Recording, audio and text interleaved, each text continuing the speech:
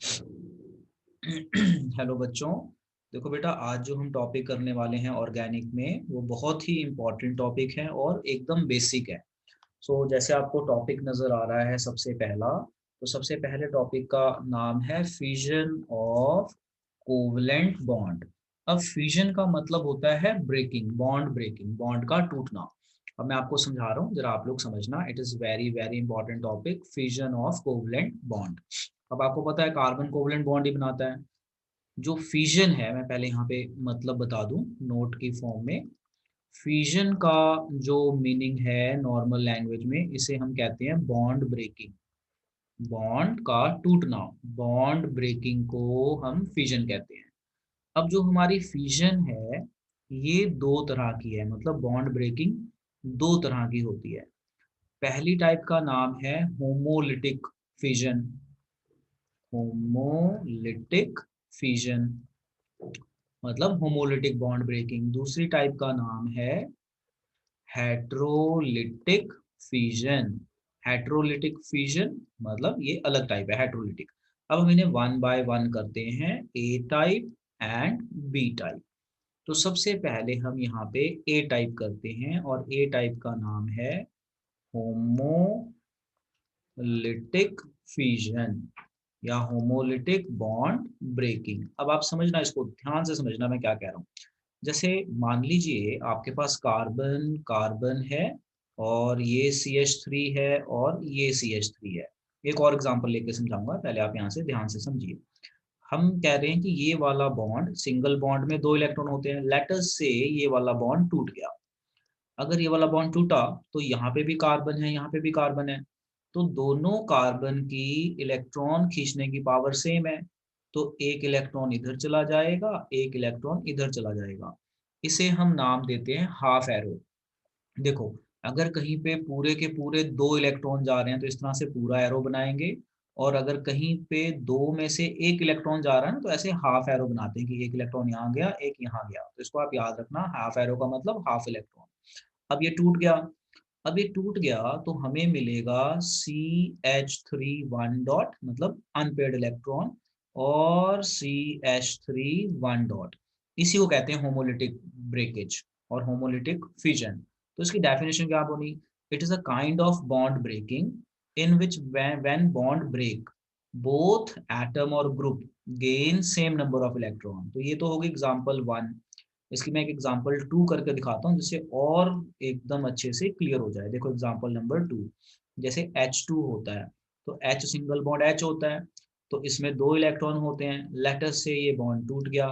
अब दोनों के इलेक्ट्रॉन खींचने की पावर सेम है। ये एक इलेक्ट्रॉन इसके पास, ये एक इलेक्ट्रॉन इसके पास। तो जो हमें प्रोडक्ट मिलेगा वो मिलेगा H डॉट, और ये दो H डॉट मिलेंगे। जैसे ये सेम था तो दो H डॉट। जो ये डॉट होते हैं या अनपेयर्ड इलेक्ट्रॉन होते हैं ना, इनको हम बोलते हैं फ्री रेडिकल। क्या नाम देते हैं? Free radical. अब आती है बात डेफिनेशन की, कि आपको समझा तो दिया होमोलिटिक फ्यूजन है क्या। डेफिनेशन क्या लिखोगे? तो डेफिनेशन बनती है, it is a kind of bond breaking. It is a kind of bond breaking in which when bond breaks, in which when bond breaks both atom, ये एटम हो गए या ग्रुप, बोथ एटम और group gain same number of electron, gain same number of electron, और इसका जो product बनता है उसे हम कहते हैं फ्री रेडिकल। तो पता चल गया क्या होता है होमोलिटिक। मतलब फिजन का मतलब तो होता है बॉन्ड का टूटना। तो फिजन दो तरह की होते हैं, होमोलिटिक एंड हेट्रोलिटिक। तो अभी मैंने सिर्फ होमोलिटिक बताया है, हेट्रोलिटिक अभी बताऊंगा। तो होमोलिटिक फ्यूजन क्या होती है? ये एक इस तरह की बॉन्ड ब्रेकिंग है जिसमें जब बॉन्ड टूटेगा, तो दोनों एटम की इलेक्ट्रॉन खींचने की पावर सेम है, जिस कारण एक इलेक्ट्रॉन यहाँ, एक इलेक्ट्रॉन यहाँ, या सेम इसी तरह से H2 में हुआ है। एक इलेक्ट्रॉन यहाँ चला गया, एक इलेक्ट्रॉन यहाँ चला गया। इस कंसेप्ट को हम कहते हैं, इस कंसेप्ट को हम होमोलिटिक बॉन्ड ब्रेकिंग कहते हैं। और जो इसमें प्रोडक्ट बनता है वो होता है फ्री रेडिकल। तो आपको यहाँ से एक नई डेफिनेशन पता चल गई फ्री रेडिकल की। तो फ्री रेडिकल क्या होते हैं? वो एटम या ग्रुप जिनके पास एक इलेक्ट्रॉन हो या अनपेयर्ड इलेक्ट्रॉन हो, उसे हम कहते हैं अपना फ्री रेडिकल। तो सिमरत समझ में आया? जरा बताओ क्या होता है होमोलिटिक फिजन सिमरत? ਸਰ ਉਹ ਬੌਂਡ ਬ੍ਰੇਕਿੰਗ ਜਿਹਦੇ ਸਰ ਜਦ ਬੌਂਡ ਟੁੱਟਦਾ ਹੈ ਤੇ ਐਟਮ ਜਾਂ ਗਰੁੱਪ ਦੇ ਵਿੱਚ ਉਹ ਸੇਮ ਨੰबर ऑफ इलेक्ट्रॉन फॉर्म होते हैं। यस, तो जब बॉन्ड टूटेगा तो एटम और ग्रुप जो है same number of electron gain करेंगे और ऐसे में जो प्रोडक्ट बनेगा उसे हम कहते हैं फ्री रेडिकल। तो कार्बन के ऊपर एक डॉट है तो इसे हम बोलेंगे carbon free radical. If I से कार्बन फ्री रेडिकल मतलब कार्बन के पास अनपेयर्ड इलेक्ट्रॉन है, बाकियों को हम नॉर्मल फ्री रेडिकल बोलेंगे। ठीक है, कार्बन फ्री रेडिकल इसको इस तरह से बोला जाता है क्योंकि कार्बन इन्वॉल्व है, तो वी से कार्बन फ्री रेडिकल। आगे चलते हैं, अगला पार्ट इसका समझते हैं। तो इसका अगला पार्ट है हमारा हेट्रोलिटिक पीछे करो सर, एक सेकंड फ्यूजन। हाँ जी बेटा, पीछे दिखाऊं? पीछे वो करो। देखो, देखो यहाँ पे आपको दिखाया है कि बॉन्ड ब्रेकिंग किस तरह से हो रही है। यस बेटा, तो ये होमोलिटिक दिखाया है, अब हम हेट्रोलिटिक को भी पढ़ लेते हैं और इसे समझते हैं। सो देखो, अब जो हमारा टॉपिक है उसी कॉन्टिन्यूटी में हेट्रोलिटिक फिजन। अब ये हेट्रोलिटिक फिजन क्या है, ये भी बहुत इंपॉर्टेंट है, समझिए। इसको भी मैं एग्जांपल से समझाता हूँ, जरा समझना। जैसे देखो, कार्बन है, कार्बन के 4 बॉन्ड होते हैं, ठीक है, इस तरह से समझते हैं। ये है कार्बन, कार्बन के 4 बॉन्ड है और ये यहाँ पे H। ये मैं एग्जांपल 1 ले लेता हूँ। एक और एग्जांपल ले लेता हूँ, कार्बन के 4 बॉन्ड और यहाँ पे मैंने ले लिया Cl। ये H है, ये H है, ये H है। अब हम ना ये वाला बॉन्ड तोड़ते हैं, ठीक है ना। मैं जो आपको समझा रहा हूँ वो समझने की कोशिश करना। लेट अस से ये वाला बॉन्ड टूट गया। जब ये वाला बॉन्ड टूटेगा तो कार्बन और ऑक्सीजन में किसकी इलेक्ट्रोनेगेटिविटी ज्यादा है, मतलब इलेक्ट्रॉन खींचने की पावर ज्यादा है कार्बन की। तो ये जो दोनों के दोनों इलेक्ट्रॉन हैं ये कार्बन ले जाएगा, ये दोनों के दोनों इलेक्ट्रॉन, मैं कंप्लीट एरो दिखा दूंगा इस तरह से। और इन इलेक्ट्रॉन्स को मैं दूर ना दिखा के ना ऐसे मैं पास में दिखा देता हूँ इन इलेक्ट्रॉन्स को। सिंगल बॉन्ड बनाया, ये इलेक्ट्रॉन दिखा दिया, लेटस से ये वाला बॉन्ड टूट गया। जैसे ही वाला बॉन्ड टूटा टूटा तो ये दोनों के दोनों इलेक्ट्रॉन कार्बन के पास चले गए। तो यहाँ पे जो हमें प्रोडक्ट मिलेगा वो इस तरह से मिलेगा, CH3 2 इलेक्ट्रॉन, 2 इलेक्ट्रॉन चले जाए तो माइनस का साइन आ जाता है, प्लस H प्लस। अब आ जाओ ये वाला case, case number 2। Let us से ये वाला बॉन्ड टूट गया, ये वाला बॉन्ड टूट गया। जैसे ही ये वाला बॉन्ड टूटेगा, अब इस बार किसकी इलेक्ट्रॉन खींचने की पावर ज्यादा है, कार्बन की या क्लोरीन की? तो ऑब्वियसली हमें पता है क्लोरीन दोनों के दोनों इलेक्ट्रॉन खींच जाएगा। तो क्लोरीन की नेगेटिविटी ज्यादा है तो क्लोरीन दोनों इलेक्ट्रॉन खींच गया। तो यहाँ पे जो हमें प्रोडक्ट मिलेगा वो कुछ इस तरह से मिलेगा, C के ऊपर प्लस आ जाएगा और Cl नेगेटिव बन जाएगा क्योंकि दोनों इलेक्ट्रॉन इसके पास चले गए, तो Cl नेगेटिव। यहाँ पे मैंने इलेक्ट्रॉन भी दिखाया, आप सिंपल नेगेटिव लगा सकते हो, इलेक्ट्रॉन ना भी दिखाओ क्योंकि दोनों इलेक्ट्रॉन गए तो नेगेटिव आया। अब यहाँ पे देखो, समझने वाली बात यह है कि हेट्रोलिटिक फ्यूजन की फिर डेफिनेशन क्या बनी। It is a kind of bond breaking in which when bond break the more electronegative atom gain both electron, वो दोनों गेन कर लेगा। अगर कार्बन दोनों इलेक्ट्रॉन गेन करेगा तो ये बनेगा कार्बो एनायन। याद रखना, अगर कार्बन दोनों इलेक्ट्रॉन गेन करता है तो ये बन जाएगा कार्बो एनायन, क्योंकि नेगेटिव है तो एनायन। यहाँ पे क्या हुआ, कार्बन से लॉस हो गया तो ये बना कार्बोकेटायन। कार्बोकेटायन, कार्बन के ऊपर पॉजिटिव चार्ज तो कार्बो एनायन, कार्बन के ऊपर नेगेटिव चार्ज अपना तो कार्बन आयन होता है, पॉजिटिव होता है तो कार्बोकेटायन। तो अगर मैं इसकी डेफिनेशन लिखूं तो बहुत ही इंपॉर्टेंट डेफिनेशन है, it is a kind of bond breaking. It is a, बेटा लिख लेना आप लोग साथ साथ, it is a kind of bond breaking in which when bond breaks, in which when bond breaks both electrons are gained by electronegative atom. बहुत important है कि ये एक इस तरह की बॉन्ड ब्रेकिंग है जिसमें जब बॉन्ड टूटेगा तो जो ज्यादा इलेक्ट्रोनेगेटिव होगा वो इलेक्ट्रॉन ले जाएगा, और इसमें हमें प्रोडक्ट में कैटायन और एनायन मिलेगा, मतलब पॉजिटिव को कैटायन बोलते हैं, नेगेटिव को एनायन बोलते हैं। तो मैंने यहाँ पे दो केस दिखाए, मैंने दिखाया एक केस में कार्बन इलेक्ट्रॉन गेन कर रहा है, दूसरे केस में कार्बन लॉस कर रहा है। तो कार्बन ने गेन किया तो कार्बन के ऊपर नेगेटिव चार्ज आ गया, तो उसे हम कहते हैं कार्बो एनायन। कार्बन ने लॉस किया तो कार्बन के ऊपर पॉजिटिव चार्ज आ गया, तो उसे बोलेंगे कार्बोकेटायन। मतलब कि जब भी हेट्रोलिटिक बॉन्ड ब्रेकिंग होगी तो हमें दो तरह के प्रोडक्ट मिलेंगे, नेगेटिव एंड पॉजिटिव। नेगेटिव को एनायन बोलते हैं, पॉजिटिव को कैटायन बोलते हैं। बस इसमें इतना ऐड कर दिया कि कार्बन पे नेगेटिव आया तो कार्बो एनायन, कार्बन पे पॉजिटिव आ गया तो कार्बो कैटायन। ये दो इलेक्ट्रॉन आप दिखाइए चाहे ना दिखाइए, आपको माइनस दिखाना है, ठीक है, माइनस दिखाओ चाहे इस दो को ना दिखाओ। यहाँ पे मैंने दोनों चीजें दिखा दी, तो आप इस तरह से कर सकते हो। तो देखो डेफिनेशन बनी, it is a kind of bond breaking in which when bond breaks both electrons are gained by electronegative atom and products are cation and anion। जो यहाँ पे हमारे प्रोडक्ट बनेंगे they would be cation and anion। Okay जी। लो देखो अब अगला टॉपिक। अब जो हमारा अगला टॉपिक है ये भी बहुत इंपॉर्टेंट है। इस टॉपिक का नाम है nucleophiles and electrophile. Very very important. जब भी हम ऑर्गेनिक की बात करेंगे तो हमें न्यूक्लियोफाइल और इलेक्ट्रोफाइल ये वर्ड हमें बहुत बार सुनने को मिलेगा रिएक्शन के अंदर, और +2 में तो जब हम ऑर्गेनिक करते हैं इन वर्ड्स को हम बहुत यूज करते हैं। तो क्या होता है ये न्यूक्लियोफाइल और इलेक्ट्रोफाइल, वन बाय वन हम समझते हैं। तो सबसे पहले हम समझेंगे न्यूक्लियोफाइल। न्यूक्लियोफाइल्स, देखो जो न्यूक्लियोफाइल है इसका सिंबल NU नेगेटिव यूज करते हैं कई जगह पे।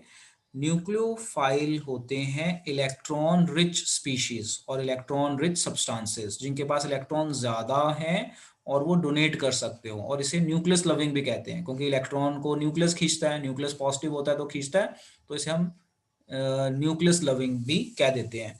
तो न्यूक्लियोफाइल का सिंबल NU होता है। न्यूक्लियोफाइल क्या होते हैं, इलेक्ट्रॉन रिच, ये E नेगेटिव ना इलेक्ट्रॉन का सिंबल होता है, इलेक्ट्रॉन रिच सब्सटेंसेस और स्पीशीज, है ना, electron rich species called nucleophile. Nucleophile मतलब जिनके पास इलेक्ट्रॉन ज्यादा हैं और डोनेट कर सकते हैं। They are also called nucleus loving, क्योंकि जो इलेक्ट्रॉन है वो न्यूक्लियस खींचता है अपनी तरफ। तो electron rich species or electron rich substances are called nucleophiles. They are also known by the name of nucleus loving. They are also known by the name of nucleus loving। nucleus loving very important। अब यहाँ पे एक चीज याद रखनी है कि ये they are called Lewis base. जो न्यूक्लियोफाइल्स होते हैं ना इनके पास इलेक्ट्रॉन ज्यादा होते हैं तो they can donate, so they are also known by the name of Lewis base. So nucleophiles are, they are Lewis base, simple लिख देते हैं, दे आर लुईस बेस। अब बात आती है कि इसकी एग्जांपल क्या होगी। देखो अब जरा ध्यान से समझना, समझाता हूं। जैसे NH3 है, तो NH3 की अगर आप स्ट्रक्चर देखो तो इसके पास एक लोन पेयर होता है। अगर मैं यहाँ पे इसकी स्ट्रक्चर बनाऊं, अगर आपको याद हो तो NH3 के पास इस तरह से लोन पेयर होता है, तो ये इलेक्ट्रॉन डोनेट कर सकता है, तो ये न्यूक्लियोफाइल है। अच्छा OH नेगेटिव, ये भी न्यूक्लियोफाइल है, मतलब जो नेगेटिव, मतलब नेगेटिव का मतलब इलेक्ट्रॉन ज्यादा है। तो NH3 न्यूक्लियोफाइल है क्योंकि इसके पास लोन पेयर होता है और ये न्यूट्रल है। तो न्यूट्रल चीजें भी न्यूक्लियोफाइल हो सकती हैं, बाकी नेगेटिव हो तो वो न्यूक्लियोफाइल है ही है। Cl नेगेटिव, OH नेगेटिव, इस तरह से जहां जहां आपको मोस्टली नेगेटिव मिलेगा तो वो इलेक्ट्रॉन डोनेट कर सकता है, उनको हम बोलेंगे न्यूक्लियोफाइल। न्यूट्रल चीजें भी न्यूक्लियोफाइल होती हैं, जैसे NH3 न्यूक्लियोफाइल है, वाटर भी न्यूक्लियोफाइल है। अगर आप वाटर देखो तो वाटर के अंदर भी आपके पास इस तरह से दो लोन पेयर होते हैं, मतलब ये भी डोनेट हो सकते हैं, तो ये न्यूट्रल है। मतलब न्यूक्लियोफाइल नेगेटिव है तो न्यूक्लियोफाइल होने के चांसेस बहुत ज्यादा हैं, मतलब सारे नेगेटिव नहीं होते बट मोस्टली नेगेटिव जो होंगे वो नेगेटिव इसलिए आता है क्योंकि इलेक्ट्रॉन ज्यादा है। न्यूट्रल भी होते हैं, तो न्यूट्रल में जैसे NH3 के पास लोन पेयर हो गया, वाटर के पास लोन पेयर हो गया, ऐसी और कई चीजें हो गई जिनके पास लोन पेयर है बट कोई चार्ज नहीं है। तो न्यूट्रल मॉलिक्यूल भी न्यूक्लियोफाइल हो सकते हैं if they have excess electrons. Negative वाले मोस्टली न्यूक्लियोफाइल ही होते हैं।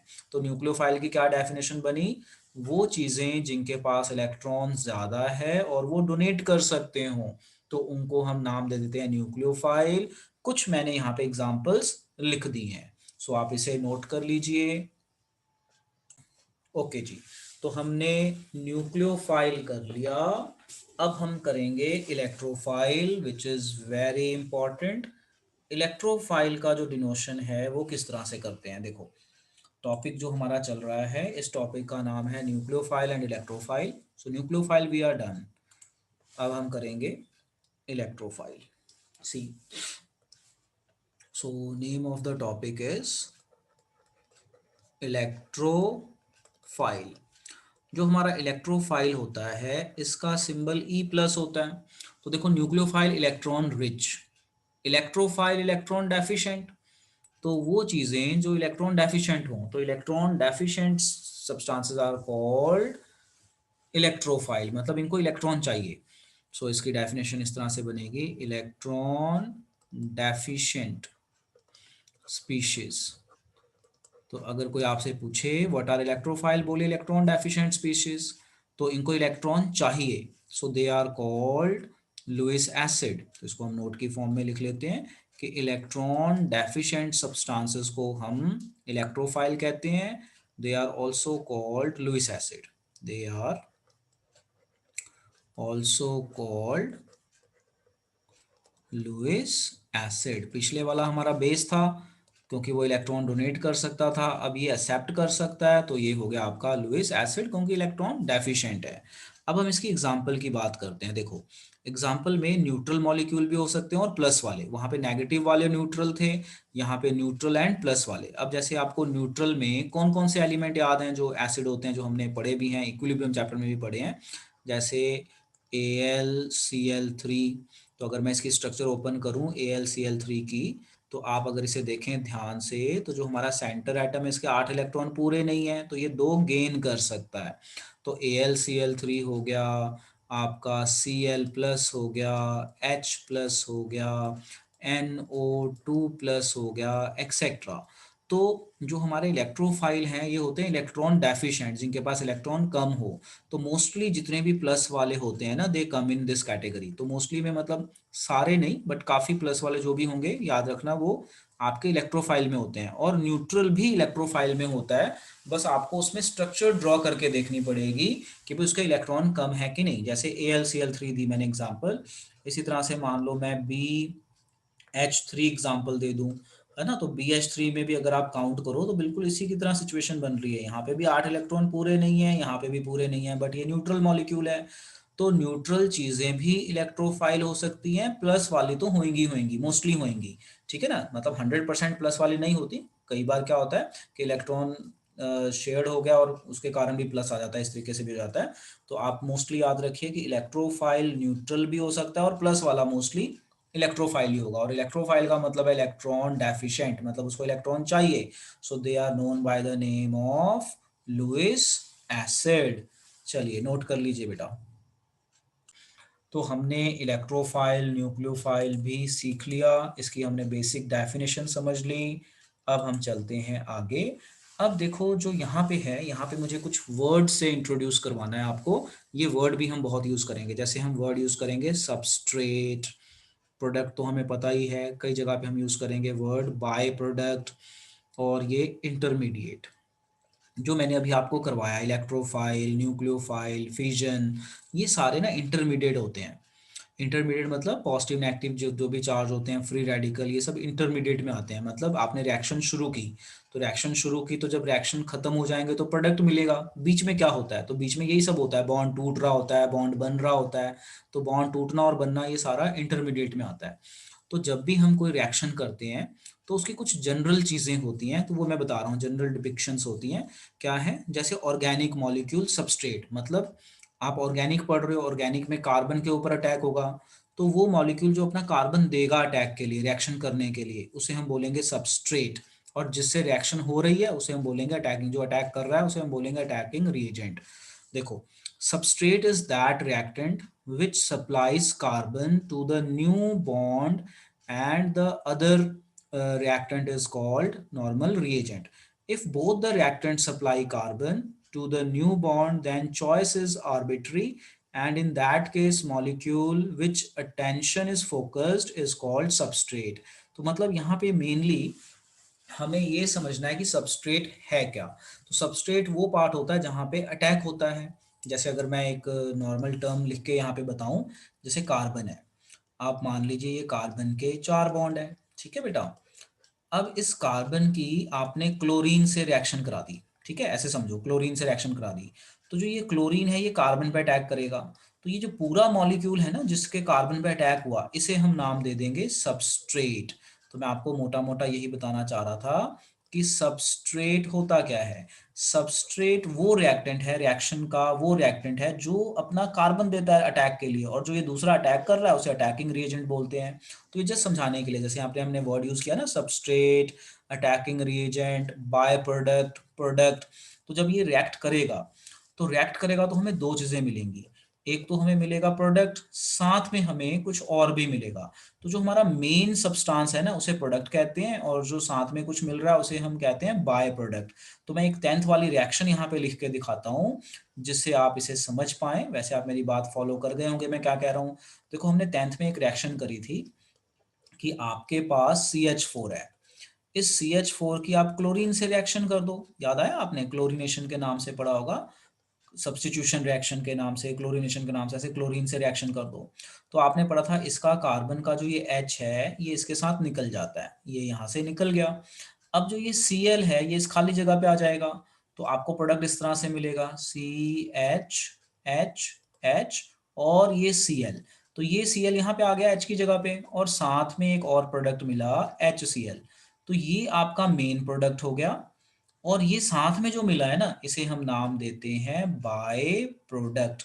तो पेपर में कोई आपसे ये नहीं पूछने लगा कि भाई आप ये बताइए सबस्ट्रेट या बाय प्रोडक्ट, बस ये वर्ड यूज होंगे कि भाई सबस्ट्रेट क्या होता है, बाय प्रोडक्ट क्या होता है, ये सारी चीजें आपने ध्यान से देखनी है। तो मैंने यहाँ पे रिएक्शन करके भी दिखा दिया आपको, आप नॉर्मल अब आप इसे याद रखिए।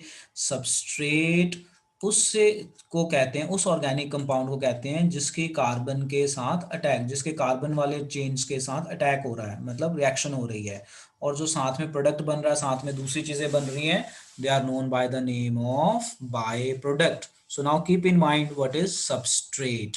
तो यहां से आप याद रख सकते हैं व्हाट इज सबस्ट्रेट।